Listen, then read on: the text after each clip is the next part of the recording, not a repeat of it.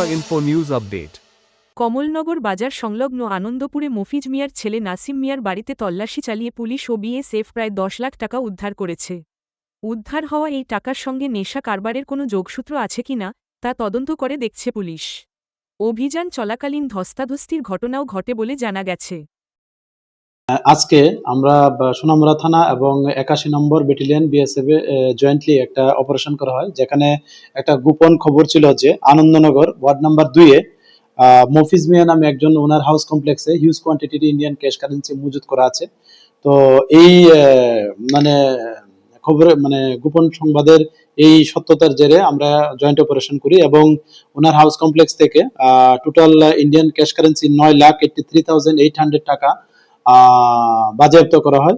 কিন্তু এগুলির প্রকৃত ওনার কাউকে জিজ্ঞেস করলে ঠিক সদুত্তর দিতে পারেনি বা কোনো ডকুমেন্ট দেখাতে পারেনি।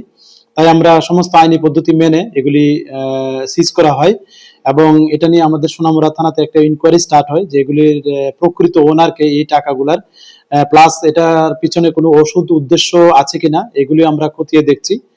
আর পাশাপাশি আমরা এটাও দেখছি যে এটার পিছনে কোনো স্মাগলিং কোনো অ্যাক্টিভিটিস এটার সঙ্গে যুক্ত আছে কিনা। Thank you.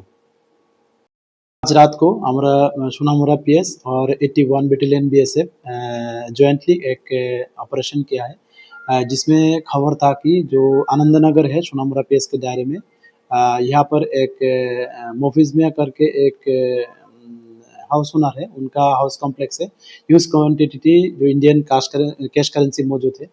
तो उसी सीक्रेट इंफॉर्मेशन को सही मान के हम लोगों ने ये जॉइंट ऑपरेशन किया और उनका जो हाउस कॉम्प्लेक्स है total 9,83,800 rupees Indian cash rupees बरामद हुआ है।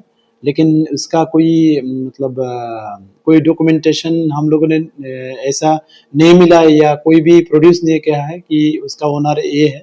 तो ये हम लोग देख रहे हैं कि इसका ओनर कौन है और इसमें कोई उसका पीछे कोई स्मगलिंग एक्टिविटीज का कोई इसमें कनेक्ट है कि नहीं, ये हम लोग देख रहे हैं। और ये जो लीगल प्रोसेस है, जो लीगल नेक्स्ट प्रोसेस है, ये हम लोग करेंगे। Thank you. Subscribe to Tripura Info and press the bell icon so that you never miss any latest updates and news on Tripura.